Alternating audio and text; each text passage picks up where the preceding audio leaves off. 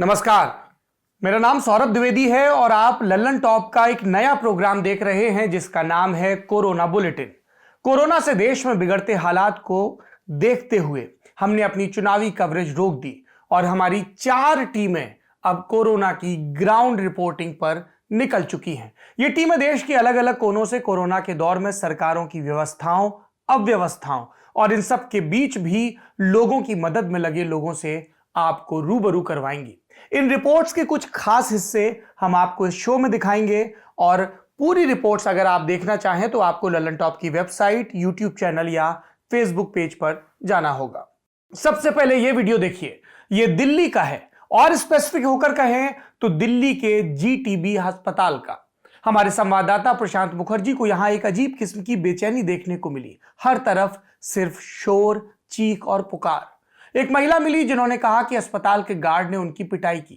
फिर कुछ मरीजों के परिजन मिले जिन्हें यह नहीं पता चल रहा कि उनका पेशेंट कहां भर्ती है, कहां इलाज चल रहा है। उसके बाद कुछ ऐसे लोग मिले जिनके घर वालों की मौत हो चुकी है लेकिन अस्पताल वाले जानकारी नहीं दे रहे। आलम यह कि अस्पताल के भीतर ही लोग अपने परिजनों की डेड बॉडी लेने के लिए प्रोटेस्ट कर रहे हैं क्योंकि किसी भी तरह की जानकारी उन्हें नहीं दी जा रही। आसान भाषा में कहें तो कोरोना के आगे सिस्टम किस कदर कोलैप्स हो रहा है, किस तरह धाराशायी हो रहा है, इसे समझने के लिए ये वीडियो काफी है। इस वीडियो को देखिए और अगली दफा जब अरविंद केजरीवाल स्वास्थ्य से जुड़ा कोई दावा करें तब इसे याद रखिए। ये जीटीबी हॉस्पिटल दिल्ली है, डेडिकेटेड कोविड हॉस्पिटल है। यहाँ हताश हैं लोग। यहाँ अगर आप घुमाकर कैमरे में दिखाएं तो जैसे ही हम उतरे और हमने गाड़ी से उतरते ही देखते ही लोग हम पर आकर उमड़ पड़े। इतनी शिकायतें हैं इनकी, क्या कह रहे हैं बताइए। कल शाम को मेरे पापा 51 नंबर में थे तो 51 नंबर से उन्होंने बोला तुम्हारे पापा ठीक है, तो 53 नंबर में उन्होंने वार्ड में शिफ्ट करवा दिया। कल शाम को मैं खुद करके गई हूँ। मेरे पापा को पानी और बिस्किट का पैकेट मैं दे के गई हूँ और फिर है ना आज शाम को आए तो हमारे को यही नहीं पता हमारे पापा कहाँ हैं। सुबह से हमारे को ये नहीं पता हमारे पापा कहाँ हैं। बताओ सर, ना मिलने दे रहे ना बोलने दे रहे, कहाँ जाए बताना जरा। कोई भी ये गार्ड सीएमओ वहाँ से बोला सीएमओ से लिखवा के लाओ। सीएमओ बोलता है मैं वहाँ का इंचार्ज ही नहीं हूँ। फिर कहाँ का इंचार्ज है वो सीएमओ? बोला सीएमओ वहाँ पर जी। ये आप यहाँ देखिए, ये लोग हैं, ये आरोप लगा रहे, मार रहे हैं इनको। कौन, किसने मारा आपको? यहाँ के गार्डों ने मारा मुझे, लेडीज गार्ड ने भी। अभी हमारा नई बिल्डिंग में मारा मुझको। मैं अपनी माँ को लेने गई थी, मेरी माँ को नहीं मिला, मेरे सिर फोड़ दिया। सिर इतने जोर की मारा मेरे सिर पे। आप क्या करना चाह रही हैं? मुझे, मैं अपनी माँ को पता कर रही थी। हमें हमारा मरीज चाहिए वापस। हम उनको चाहे घर में मार देंगे पर हमारा ब्रीश दिला दीजिए प्लीज। सर यहाँ पे रोज बंदा सुबह आधा घंटा खाना खाता है, वहाँ से फोन अपने मरीज से बात सब कुछ करता है। आधे घंटे बाद डॉक्टर का फोन आता है कि आपका मरीज सीरियस, तो उसके बाद ये होता है आधे 5 मिनट बाद आपका बंदा गया। एक के साथ में नहीं, सुबह से 25-30 मरीज मर चुके हैं। सुबह से 25-30 मरीज इस तरह से निकल चुके हैं। सब अपने फोन में बात कर करके वो एकदम से मर जाते हैं। ये आप हालत देख सकते हैं, यहाँ लोग बहुत खराब स्थिति में। जी क्या कह रहे थे? जी मेरी वाइफ मंजू शर्मा। क्या नाम है आपका? दिनेश शर्मा है मेरी वाइफ मंजू शर्मा। कल एडमिट करवाया, सुबह लेके गए, थोड़ी देर बाद कहते हैं जी एक्सपायर हो गई। मैं वहाँ गया डेथ सर्टिफिकेट के लिए, वहाँ का मंजू देवी एक्सपायर हुई हैं। तो वो कहते हैं जी तुम्हारी वाइफ एक्सपायर नहीं हुई है। अभी बार कोई इधर जाओ, कभी कहीं जाओ, कभी कहीं जाओ, 12 बजे से ऐसे ही घूम रहे जी। सुबह से 20 मिनट बोल रहे, अभी तक यही नहीं पता है कहाँ। अब चलते हैं देश के सबसे बड़े राज्य उत्तर प्रदेश की राजधानी लखनऊ। वही लखनऊ जो हाल फिलहाल अपनी नफासत के लिए नहीं बल्कि कोरोना पर बदइंतजामी के लिए योगी आदित्यनाथ सरकार की विफलता के लिए चर्चा में रहा। कुछ दिनों पहले लखनऊ के शमशान घाट भैंसा कुंड में जलती चिताओं का एक वीडियो वायरल हुआ था जिसे देखकर यकीन करना मुश्किल हो रहा था कि ये वही लखनऊ है जिसके बारे में कहा जाता है कि दिल्ली का रास्ता लखनऊ से होकर जाता है, या फिर ये कि मुस्कुराइए कि आप लखनऊ में हैं। मामले की लीपापोती करने के लिए योगी आदित्यनाथ सरकार ने शमशान घाट के बाहर टीन शेड लगवा दिए, लेकिन लखनऊ के उसी शमशान घाट भैंसा कुंड की हकीकत आप तक पहुंचाने के लिए हमारी रिपोर्टर स्वाति मिश्रा पहुंची। देखिए इस रिपोर्ट में क्या है। क्या नाम है आपका? क्या नाम है? सोनू। आप कितने टाइम से यहाँ काम कर रहे हैं? अरे बहुत टाइम से काम कर रहे हैं। जैसे मतलब फिर भी 10 साल से हम लोग काम कर रहे हैं। 10 साल से क्या रहता था, मतलब क्या संख्या रहती थी पहले पहले तो 10, 11, 12, 20, 25 बस। दिन भर में? 30 लाकर हो जाती थी तो बहुत बड़ी ये होता था कि हाँ चलो ठीक घाट चला। हम लोग ये सोचते हैं कि क्या ज़्यादा हो गई, लेकिन अब वो हाल है कि अब उम्मीद यानी हमारी उम्मीद से ही भी ज़्यादा हो रही है। यहाँ लेबर जो हैं वो बॉडी लगाते लगाते थक जा रहे हैं, लेकिन बस एक काम है जो किया जा रहा है। बहुत लोग यहाँ बीमार भी हो गए जो गांव चले गए हैं, अभी आए नहीं हैं। अब तो बिल्कुल अगर ये संदिग्ध मामले हुए इनमें कोई कोरोना के, तो आप लोगों के पास तो कोई मतलब कुछ प्रोटेक्शन नहीं है। और ये नॉर्मल यहाँ की जो बात बता रहा हूँ कि ज़रूरी नहीं, जो जैसे जो घर पे है, हॉस्पिटल गया वहाँ पे उसको कुछ मिला नहीं, रास्ते में जाते जब तक डॉक्टर को बुलाएगा तब तक वो एक्सपायर हो गए। अब हमको ये नहीं पता है कि वो कोविड पेशेंट थे या फिर नॉर्मल थे, किस कारण वो ख़त्म हुए ये भी नहीं हम लोगों को पता है। बस जो आ रही हैं भाई, कोविड में इलेक्ट्रिक जो बैठा उसने यहाँ पे अपना भी पास तो दिखाया। लकड़ियों से चलना शुरू हाँ, हो जी, गया, जी, क्योंकि लकड़ी वो वहाँ से- इलेक्ट्रिक वाला पूरा नहीं पड़ रहा था। नहीं बिल्कुल नहीं, 2 मशीनें थी उसमें भी पूरा नहीं पड़ रहा था। और वो भी मशीनों में, उसकी मशीनों की भी दिक्कत नहीं है। वो 2, 3, 4 घंटा चलने के बाद वो भाई लोहा है, जलता है, गर्म होता है तो फैलता है, तो वो 15-20 मिनट के लिए बंद हो जाता था। तब वहाँ जब वो कवरेज नहीं हो पाया तब जाके वो लकड़ी वाला वो रखा गया। हाँ मतलब इस टोटल पूरे बता रहे थे कि 2 किलोमीटर उधर और 1.5 किलोमीटर तक वो मान लीजिए वो कोने से लगा के उस कोने तक लाशें हैं। उसमें इस जो नॉर्मल की भी चीज़ है उसमें भी कोविड आ रहा है, उसमें भी कोविड आ रहा है। लेकिन जैसे जो घर में नॉर्मल मैटर ये बैठ रहा है मैम, जैसे हम बॉडी लेके गए हॉस्पिटल, रास्ते में गए, अब हम जब तक डॉक्टर को बुलाएंगे, बेड मिलेगा, कुछ कम से कम मान के चलो हॉस्पिटल जाने का मतलब 3 से 4 घंटा बैठ जा रहा है। खाली 2 घंटे 3 घंटे मान लीजिए कि 2 से 3 घंटा खाली उनको भर्ती कराने में हमको लग रहा है। अब वो दम तोड़ दिए। अब ना तो उनका कोई सर्टिफिकेट है कि यहाँ ख़त्म हुए, वो तो हॉस्पिटल के बाहर थे, हॉस्पिटल से कोई मतलब नहीं, वो सीधे बोल देंगे मेरे से कोई मतलब नहीं, मेरे हॉस्पिटल में ख़त्म नहीं हुए।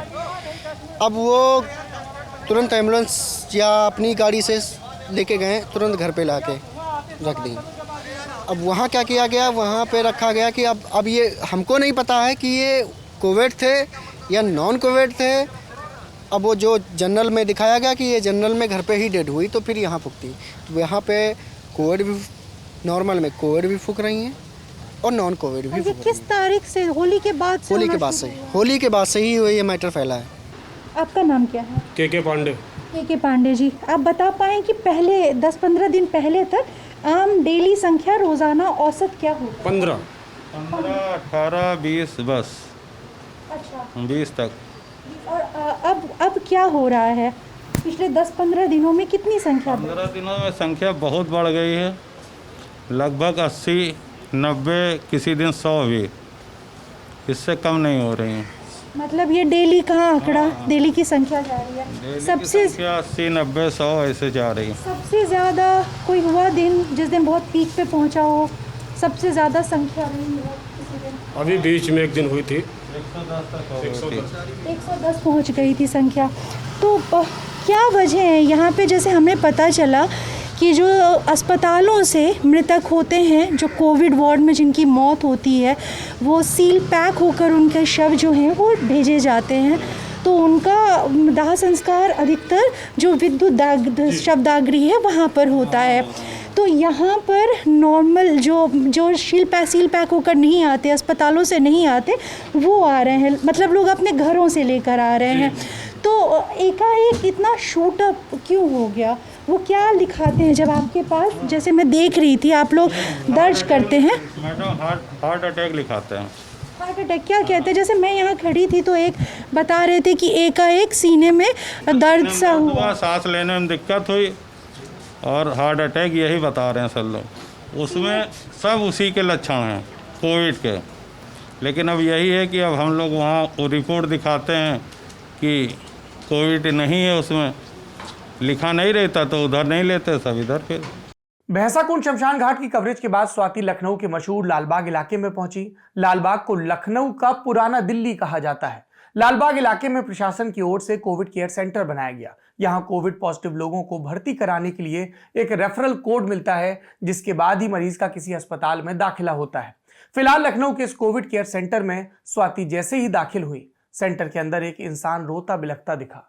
उस आदमी ने अपनी रिपोर्ट के जरिए और उन सब के बीच आंसुओं के जरिए अपनी बात कहने की कोशिश की। हमारी रिपोर्टर ने यहाँ के इंतजामों की जांच भी की। लखनऊ के लालबाग इलाके के इस कोविड केयर सेंटर से स्वाति की स्पेशल रिपोर्ट देखिए। आपका नाम क्या है सर? जावेद। जावेद जी कहाँ रहता है? अलीगंज में। अलीगंज में। आप बता रहे थे आपके भाई को कोरोना है। भाई हमारे बहुत तबीयत ख़राब है, दे ही नहीं रहे, 4 बार नाम लिख के जा रहे, कुछ दे ही नहीं रहे। ऑक्सीजन पे हमारे भाई चल रहा है। हम लोग 5-5 सिलेंडर खरीद के लाए, ऑक्सीजन भी नहीं मिल रहा है, 6-6 घंटे लाइन में खड़े रहते हैं। इनके भाई ऑक्सीजन पर हैं, उनकी स्थिति बिगड़ रही है, तो वो यहाँ अस्पताल में दाखिले के लिए पर्ची लेने आए हैं। आपका भाई कहाँ पर? घर पे मैम। घर पर ही है, उसे अलग आइसोलेट करके रखा है? जी मैम।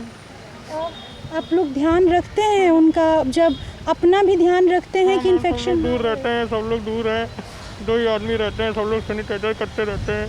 अब भाई है तो कहाँ छोड़ देंगे, भाई को हम नहीं छोड़ सकते हैं, लेकिन हमको नहीं होगा कुछ, हमें मालूम है।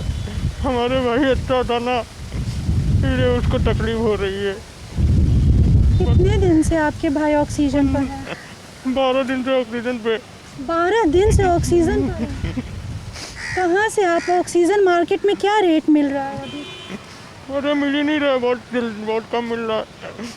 हम लोग महंगा ला रहे हैं। क्या बोला यहाँ? कितना आपने नाम लिखवाया यहाँ? हाँ सब लिखवा दिया मैम। क्या बोल रहा है? और 4 बार नाम लिख के जा रहे हैं। हम लोग 10:30 बजे से हैं, कोई आ ही नहीं रहा है, कोई पट्टी नहीं दे रहा है। अभी हो रहा है, हमारे बाद वालों को पता नहीं दिया कि नहीं दिया। हमारी वाइफ खड़ी है, हमारी वाइफ वहीं खड़ी है? वो जो खड़ी है वो आपकी वाइफ? हमारा छोटा बच्चा।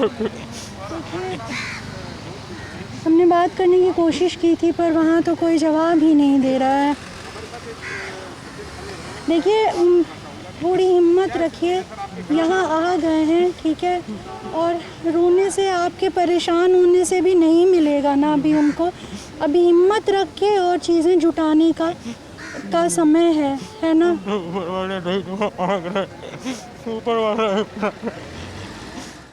तो अगली दफा जब आपके सामने योगी आदित्यनाथ आए और कोविड पर अपनी विजय को लेकर दावे करें, तो इन तस्वीरों को याद करिएगा। आपने यूपी की राजधानी का हाल देखा, देश की राजधानी दिल्ली का हाल देखा, और हमने ये भी देखा कि किस तरह से 6 दिन का लॉकडाउन लगाया गया। और इस लॉकडाउन का ऐलान होते ही दिल्ली से प्रवासी मजदूरों का पलायन शुरू हो गया। ये लॉकडाउन पिछले साल भी लगा था, जिसके बाद पलायन की डरावनी तस्वीरें आई थी। इस बार भी कमोबेश यही हालात हैं। हमारे रिपोर्टर प्रशांत मुखर्जी बीती शाम बंगाल से लौटे और एयरपोर्ट से सीधे इस कवरेज के लिए पहुंचे। पलायन कर रहे लोगों से बात की, उनका दर्द जाना कि क्यों ऐसा हो रहा है कि अरविंद केजरीवाल तमाम दावे कर रहे हैं कि आप दिल्ली छोड़कर नहीं जाएं, लेकिन ये लोग सिस्टम पर भरोसा नहीं रखते हैं। के लिए हाँ, क्या हुआ था पिछले साल के लॉकडाउन? पिछले साल भी ऐसे ही बुरा हाल था यहाँ पे। तो आप तब भी चले गए थे? अब तब चले गए, पर अब आके नहीं संभले। अभी भी 30,000 रुपये कर्जा रह रहा है। कर्जा रह रहा है 30,000 रुपये? 30,000 रुपये कर्जा रह रहा है अभी। कैसे होगा? अब चले जाएंगे, रोजगार कैसे? अब चले जाएंगे तो अब तो बर्बाद होने का मामला है। आपने लल्लन टॉप पर आनंद विहार की तस्वीरें देखी होंगी। अब दिल्ली के सराय काले खां बस स्टैंड की तस्वीरें देखिए। प्रशांत जब यहां पर पहुंचे तो उनकी नजर एक ट्रक पर पड़ी, जिसमें भेड़ बकरियों की तरह लोगों को ठूंस कर उनके गंतव्य तक पहुंचाया जा रहा था। आप सोचिए कि ये लोग जब अपने अपने घरों में पहुंचेंगे तो ये अपने साथ राहत ले जाएंगे या बीमारी की एक और आशंका। ये जो लोग हैं उनसे बात करते हैं। क्या नाम है भैया आपका? मेरा नाम धीरज है सर। धीरज, कहाँ से आ रहे हैं आप? MP, मैं दिल्ली से आया हूँ सर। दिल्ली में कहाँ रहते हो आप? बुद्ध विहार। बुद्ध विहार। तो क्या काम करते हो धीरज आप? साउथ इंडियन का। हाँ? साउथ इंडियन का। क्या? साउथ इंडियन का काम करता हूँ। साउथ इंडियन मतलब? इडली बड़ा डोसा। इडली खाना बनाने का काम करते हैं। तो धीरज, लौट क्यों रहे हैं आप मुरैना? यह 2 दिन लॉकडाउन हो गया सर, खाने पीने के लिए कुछ है नहीं, अपने घर पर जा रहे हैं, गाँव जा रहे हैं। घर जा रहे, गांव जा रहे, तो केजरीवाल जी ने दरखास्त किया कि आप मत जाइए। हमारे को सेठ ने बोला अपने घर जा सकते हो भाई, हमारे पास खाने पीने के लिए पैसा नहीं है, खर्चा नहीं है आपके लिए। सेठ पैसा नहीं देगा? हाँ, तो उसने बोला मेरे पास खर्चे के लिए पैसा नहीं है, आप गाँव जा सकते हो। तो भैया कितने पैसे लग रहे हैं यहाँ से जाने में? यहाँ से तो सर हमारे को अभी 1 घंटे पहले 1000 रुपये मांग रहे थे बस वाले। 1000 रुपए? ये ट्रक में कितने पैसे लग रहे हैं? ट्रक में हम 400 रुपये 500 रुपये बता रहा है मेरे को, इसमें जा रहे हैं। भाई साहब क्या काम करते हैं? मिठाई का रसगुल्ले का काम करते हैं। आप हलवाई के दुकान में काम करते हैं, तो क्यों जा रहे हैं वापस? लॉकडाउन लग गया इसलिए जा रहे हैं। लॉकडाउन तो नहीं है, केजरीवाल जी ने कहा कर्फ्यू है और प्रवासी मजदूरों से दरखास्त किया कि आप मत जाइए। वो सेठ लोग ये कह रहे हैं तुम घर जाओ, पैसे नहीं देंगे हम तुम्हें। ये कह रहे हैं सेठ। अब बात गुजरात की। विजय रूपानी, भारतीय जनता पार्टी के नेता और मुख्यमंत्री नरेंद्र मोदी का गुजरात, होम मिनिस्टर अमित शाह का गुजरात। कोरोना पर कवरेज करने के लिए हमारी टीम यहां पर पहुंची है। गुजरात के अलग अलग सरकारी और प्राइवेट मेडिकल कॉलेजों के इंटर्न डॉक्टर लंबे समय से यहां पर स्टाइपेंड बढ़ाने की मांग कर रहे हैं, क्योंकि इनको वेतन के रूप में जो पैसा मिलता है वो बहुत कम है। गुजरात के इंटर्न डॉक्टर लेकिन इस कोरोना की मुश्किल घड़ी में कोविड वार्ड में ड्यूटी भी कर रहे हैं। स्टाइपेंड बढ़ाने की मांग को लेकर इंटर्न डॉक्टर गुजरात बीजेपी के चीफ सीआर पाटिल से मिलने गांधीनगर पहुंचे। ये वही सीआर पाटिल हैं जिन्होंने कुछ दिनों पहले रेमडेसिवियर दवाइयों को रेवड़ी की तरह बांटा था। फिलहाल यहां हमारे रिपोर्टर निखिल ने इंटर्न डॉक्टरों से बात की और जो निखिल को पता चला वो आप भी जान लीजिए। मीत, जो हमारे व्यूअर्स नहीं समझते हैं डॉक्टर और इंटर्न डॉक्टर का फ़र्क, क्या उनके लिए आप थोड़े दिन में बता सकते हैं कि कैसे ड्यूटीज़ आपकी अलग होती हैं और आपसे क्या क्या एक्सपेक्टेड होता है जब आपकी ड्यूटी लगती है? अभी मैं मीन्स हेल्थ केयर रिलेटेड बात करूँ तो गवर्नमेंट और सेमी गवर्नमेंट जो मेडिकल कॉलेज रिलेटेड हॉस्पिटल होती है उसमें इंटर्न डॉक्टर और रेसिडेंट डॉक्टर है, वही मेन कामकाज सब कुछ संभालते हैं पूरे 24/7। और जब सीनियर डॉक्टर्स की ज़रूरत पड़ती है तो वो लोग ऑन कॉल हाज़िर रहते हैं और वो लोग आ जाते हैं। ठीक है, तो अब जो आपका जो कोर मुद्दा है कि आप लोग अपनी स्टाइपेंड की मांग लेकर के यहाँ पे आए हुए हैं, स्टाइपेंड अभी कितना है और वो कब से नहीं बढ़ा है, इस तरह का जानकारी बताइए। स्टाइपेंड अभी 13,000 है और लास्ट 2018 में बढ़ाया गया था। और अभी तक लास्ट 10 ईयर से गुजरात सरकार है वो हर 3 साल पे स्टाइपेंड बढ़ाती थी, लेकिन अभी 3 साल हो गए, 2021 स्टार्ट हो गया और हम लोग सभी इंटर्न डॉक्टर्स 24/7 गवर्नमेंट के साथ खड़े होकर गुजरात की अलग अलग हॉस्पिटल में कार्यरत है। तो हम गवर्नमेंट से ये विनती करना चाहते हैं कि 3 ईयर से जो स्टाइपेंड नहीं बढ़ाया गया उसको भी बढ़ा के कम से कम 30,000 जितना कराया जाए, ताकि जो अन्य मेडिकल को अन्य स्टेट्स है उनके मुताबिक हमारे स्टाइपेंड भी बढ़ जाए। ये आइडिया कहाँ से आया कि आप सीआर पाटिल से मिलें जो कि स्टेट बीजेपी हेड हैं गुजरात के? हमने अभी तक हमारे कॉलेज के डीन सर को, ये सभी लोग ने अपने कॉलेज में एक बार लेटर दे दिया था। और कितने कॉलेजेस के या कितने जगहों से लोग खड़े हैं आप एक बार बता सकते हैं? अभी यहाँ 12 लोग खड़े हुए हैं टोटल। हमारा जो गुजरात इंटर्न डॉक्टर एसोसिएशन है उसमें अभी 21 कॉलेज के रिप्रेजेंटेटिव है और 3000 इंटर्न डॉक्टर्स उसमें जुड़े हुए हैं। और बाद में हमने ईमेल भी किया था हेल्थ मिनिस्टर को और हेल्थ कमिश्नर सर को, और बाद में हमें पता चला कि सीआर सर हमें इस बात में हेल्प कर सकते हैं, तो हम एक बार उनको विनती करने के लिए आए हुए। अभी हमारा कोविड कवरेज का ये जो रिपोर्टर्स का दौरा है वो शुरू ही हुआ है। आज शाम एक टीम बिहार भी पहुंच जाएगी। कल से आपको हमारा कोविड बुलेटिन और भी व्यवस्थित रूप में नजर आएगा। इन सारी रफ्तों के बारे में आपकी क्या राय है कमेंट बॉक्स में जरूर बताइए। यदि आपके पास कोई वीडियो है, कोई ऐसी जानकारी है जो आपको लगता है कि हमारी इस कवरेज में महत्वपूर्ण सिद्ध हो सकती है, तो आप हमें मेल करिए। हमारा पता है covidcare@lallantop.com। सब्जेक्ट में कोविड कवरेज जरूर लिखिएगा। अपना और अपनों का ख्याल रखिए, पैनिक से बचिए। ये बात मैं बार बार कह रहा हूं, डॉक्टरों से सलाह के बाद कह रहा हूं। बुखार है, हल्का फुल्का शरीर में दर्द है, लेकिन ऑक्सीजन का लेवल अगर दुरुस्त है तो हॉस्पिटलाइज होने की जल्दबाजी मत करिए। डॉक्टरों को यह तय करने दीजिए कि आपको हॉस्पिटलाइज करने की जरूरत है या नहीं। डॉक्टरों को यह तय करने दीजिए कि आपको रेमडेसिवियर या दूसरे इंजेक्शंस की जरूरत है या नहीं, क्योंकि आप पैनिक में जाकर अगर भर्ती हो जाएंगे तो हो सकता है कि किसी जरूरतमंद को बेड ना मिले। जब तक घर पर होम आइसोलेशन में रह के आप इस बीमारी से लड़ सकते हैं, लड़िए, और उसके बाद अस्पताल का रुख करिए। हमें एक दूसरे का साथ देना है, क्योंकि इसी का फिलहाल भरोसा नजर आ रहा है। चलता हूं, ख्याल रखिए।